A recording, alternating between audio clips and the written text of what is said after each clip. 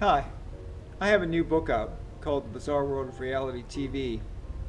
And one of my guilty pleasures is a little show called Trading Spaces.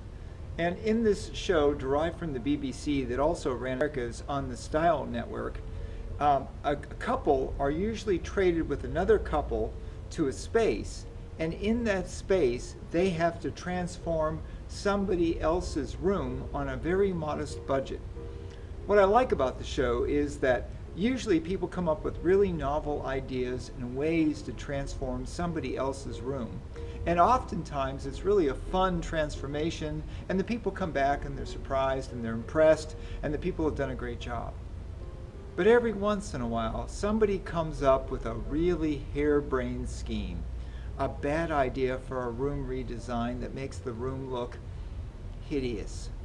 So when they come to the reveal section of the show, instead of the people being wonderfully surprised and pleased, they're horrified. And the image on their faces is ghastly. And it's just fun to watch people trying to do a good job to help somebody else out and just really blowing it.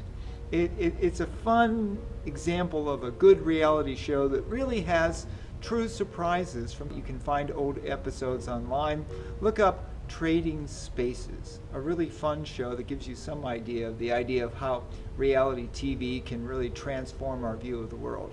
And while you're at it, check out my book, The Bizarre World of Reality TV by Stuart Lennig.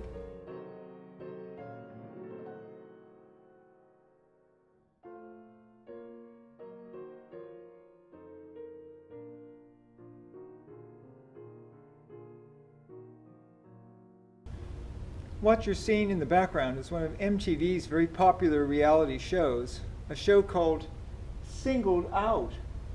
In the show, a girl gets to pick a bachelor of her choice.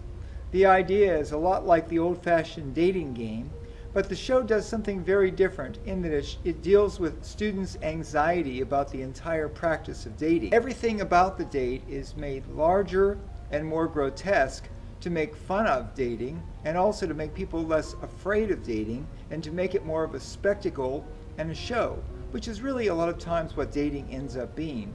It's a spectacle and a show where people are showing each other what they're about and what they're like. So they're really acting out on the show. Unusual characters, a guy dressed up in a bunny suit, a guy dressed up like Santa Claus.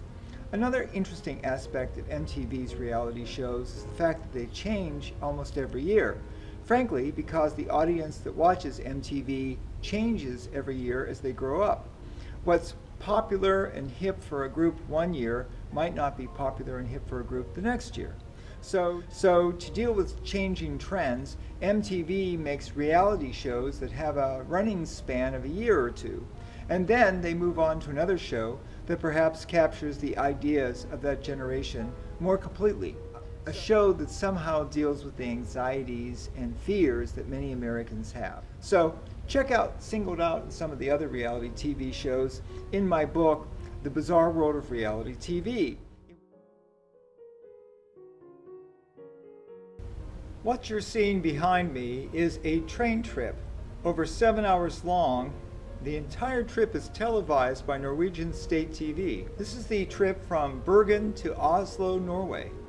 For us, it might seem kind of boring. For Norwegians who are tired of the pace of life constantly increasing and for life becoming more stressful, this new form of television, known colloquially as slow TV, has become extremely popular because people can watch this for hours at a time and decompress and relax. Slow TV viewing, including one that includes the shearing of a sheep all the way through to the finished product of making a fully designed sweater, as a relief from the stress of popular modern day life.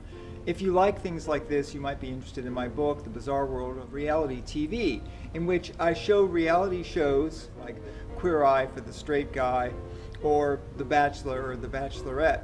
But reality TV holds a lot of secrets to it. It's a good deal deeper than it appears to be.